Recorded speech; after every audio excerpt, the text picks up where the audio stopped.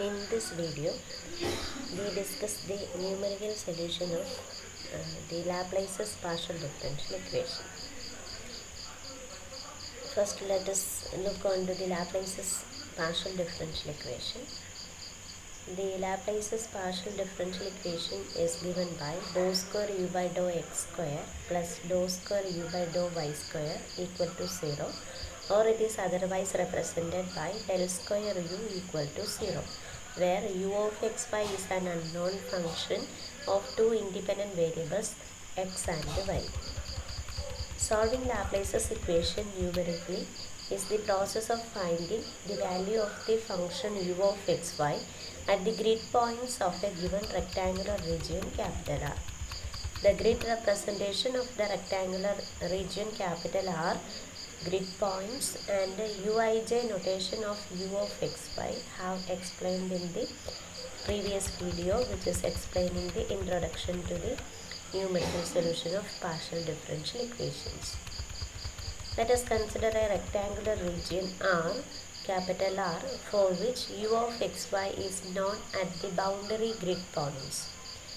We subdivide the given region capital R into a network of square mesh of size h. Here we focus on the mesh is a square mesh, that means the breadth and height are the same for the rectangular portion, then it is said to be a square. The increment in x direction and increment in y direction are same, which are denoted by h. Assuming that an exact subdivision of capital R is possible, we have shown the subdivision of the rectangular region in the next page. Replace the partial derivatives in the Laplace's equation dou square u by dou x square plus dou square u by dou y square equal to 0 by their difference approximations. We will get dou square u by dou x square is replaced by 1 by h square into u I minus 1j minus 2 uij plus ui plus 1j, and dou square u by dou y square is replaced by 1 by k square into uij minus 1 minus 2 into uij plus uij plus 1. Since we have assumed that we have a square mesh, h and k are the same, length and breadth or movement in the direction of x and movement in the direction of y are the same, hence h equal to k. That's why we have substituted for dou square u by dou square as 1 by h square itself. Now simplifying this equation, taking 1 by h square outside and combining all the common terms, we will get ui minus 1j plus ui plus 1j plus uij minus 1 plus uij plus 1 minus 4 times uij equal to 0. Our aim is to evaluate uij from other points, hence we are transforming the term of minus 4 uij by h square to the right. Here it is negative, while it transforms to the right it will become positive. Now we multiply throughout the equation by h square divided by 4. Then the left hand side becomes 1 by 4 into ui minus 1j plus ui plus 1j plus uij minus 1 plus uij plus 1 equal to uij. This equation is known as standard 5-point formula, and we can see that in the grid picture the middle point is represented by uij. The first term is ui minus 1j, that is the left point, just left to the uij. Then second point is ui plus 1j, which is the right just right point of uij. Then uij minus 1, that point is just below uij, and uij plus 1, that point is just above uij. That is, we can say that uij is calculated by the sum of all the 4 points divided by 4, or it can be treated as the average value at these 4 points. and this equation 2 is known as standard 5-point formula. Equation 2 shows that the value at any interior mesh point is the average of its value at the four neighboring points to the left, right, above and below, and this equation is known as standard 5-point formula. And we have a situation that when some of these values are unavailable, we use a similar formula which determines Uij, which is the average of its values at the four neighboring diagonal mesh points. The formula is known as diagonal 5-point formula, and the formula is given by Uij equal to 1 by 4 times ui minus 1 j plus 1 plus ui plus 1 j plus 1 plus ui minus 1 j minus 1 plus ui plus 1 j minus 1. For betterment of understanding, let us look on to the mesh picture. Here we have Uij. This point is ui minus 1 j plus 1, that is the first point. Then second point is ui plus 1 j plus 1, that is this point, second diagonal point. Then ui minus 1 j minus 1 is the third diagonal point, and ui plus 1 j minus 1 is the fourth diagonal point. Here we are taking the average of the diagonal neighbors of Uij. Hence it is called a diagonal 5-point formula.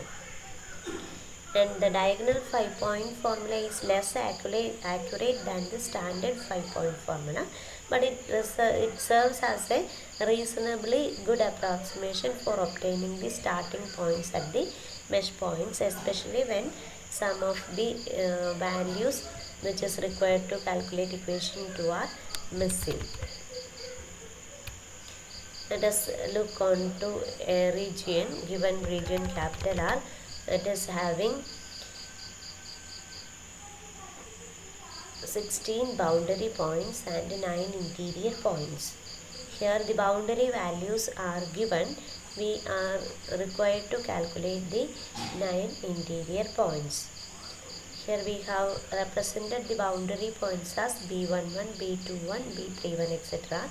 The first component representing the value of x, and second component representing the value of y, in which layer this value lies. If the value lies in the first layer, first component value is 1. If the values lies in the second layer, the x components are going to be 2, and so on. Similarly, if we lie in the first layer in the y direction, then we will have all the y values as 1.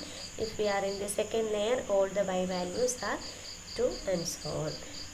Or we call ith values corresponding to x values and jth values corresponding to y values. We are considering the above region capital R.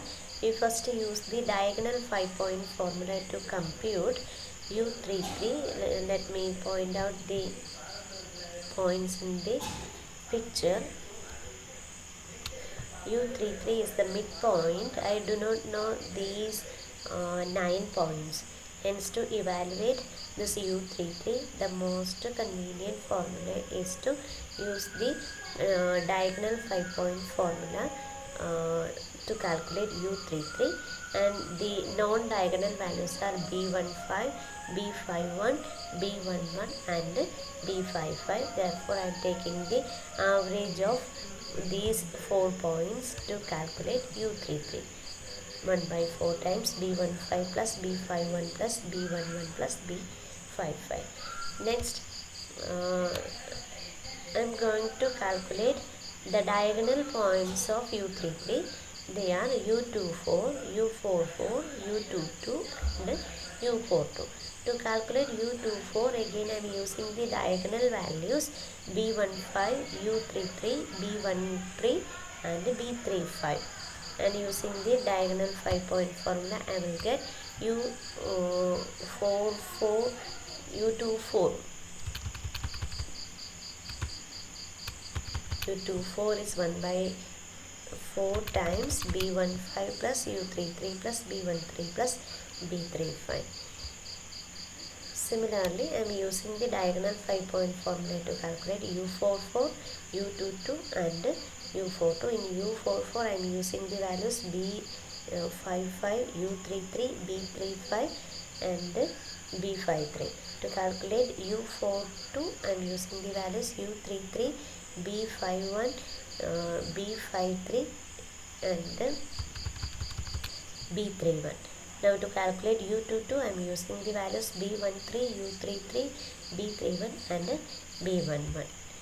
After calculating these values, I am going to calculate the remaining values, which are U23, U32, U34 and U43. Let me show them in the picture.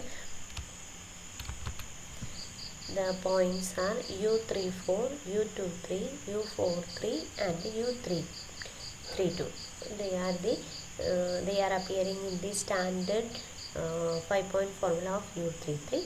These values are calculated using the standard 5-point formula.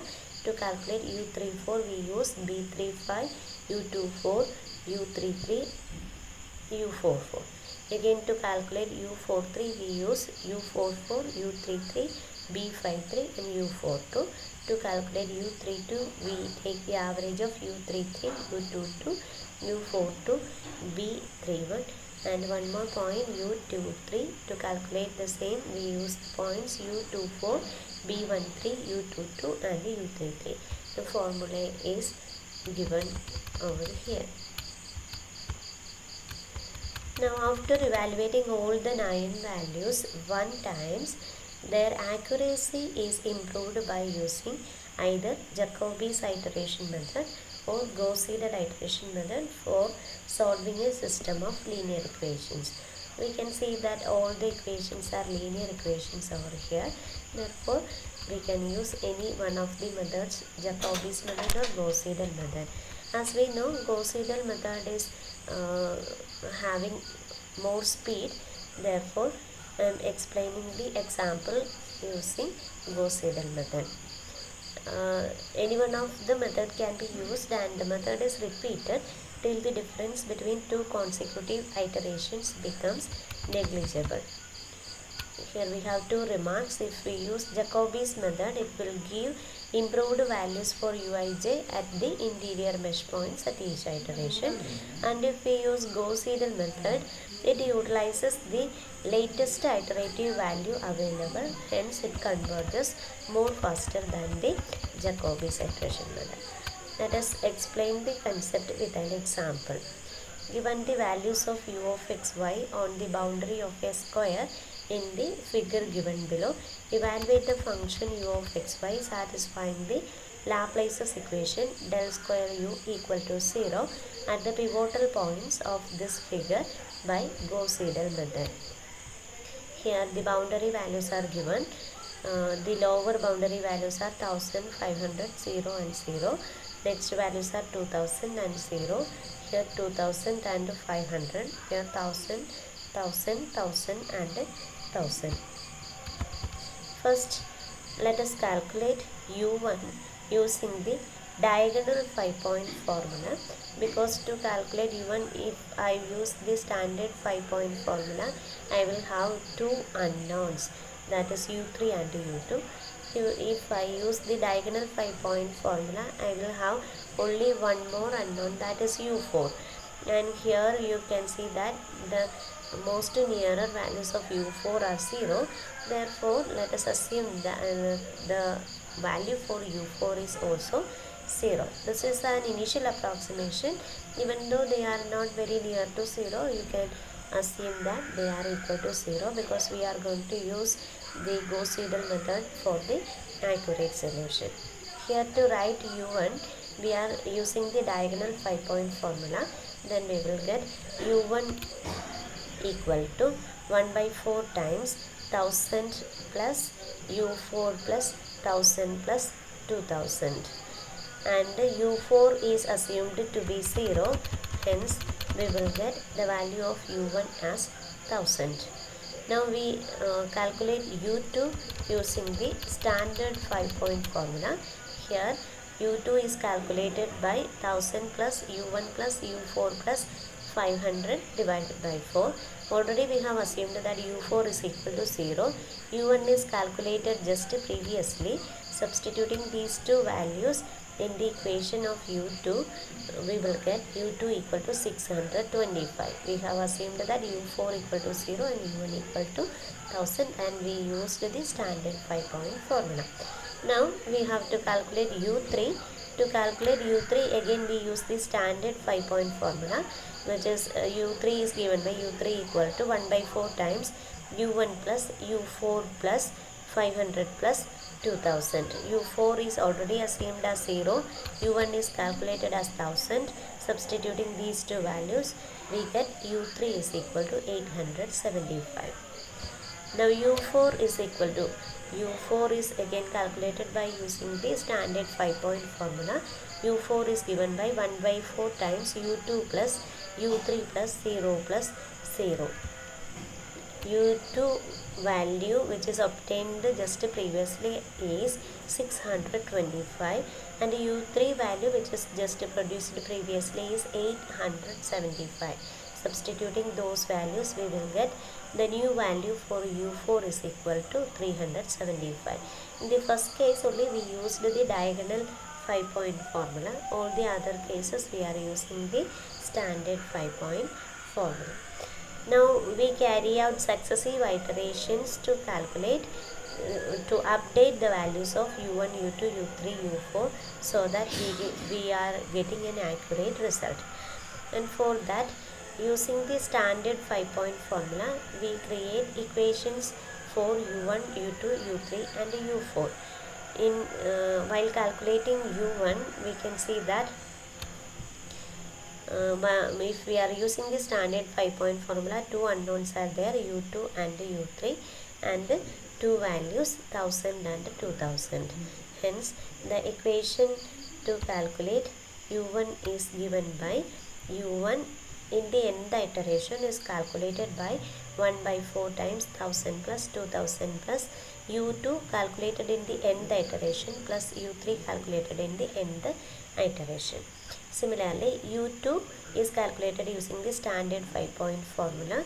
We will get u2 equal to 1000 plus u1 plus u4 plus 500.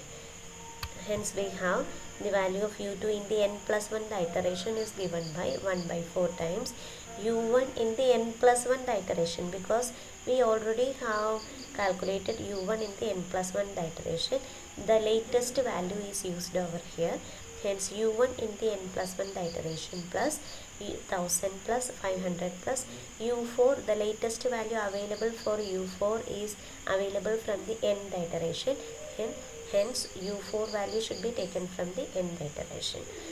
Now, u3 is again calculated using the standard 5-point formula.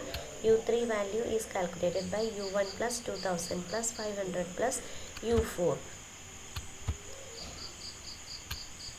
And u3 in the n plus 1 iteration is calculated. Here u1 value in the n plus 1 iteration is available. Hence, we use u1 value from the n plus 1 iteration, but u4 value is available from the nth iteration only. Therefore, u4 is taken from the nth iteration. Now, u4 in the n plus 1 iteration is again calculated by using the standard 5-point formula. Here u4 is 1 by 4 times u2 plus u3 plus 0 plus 0.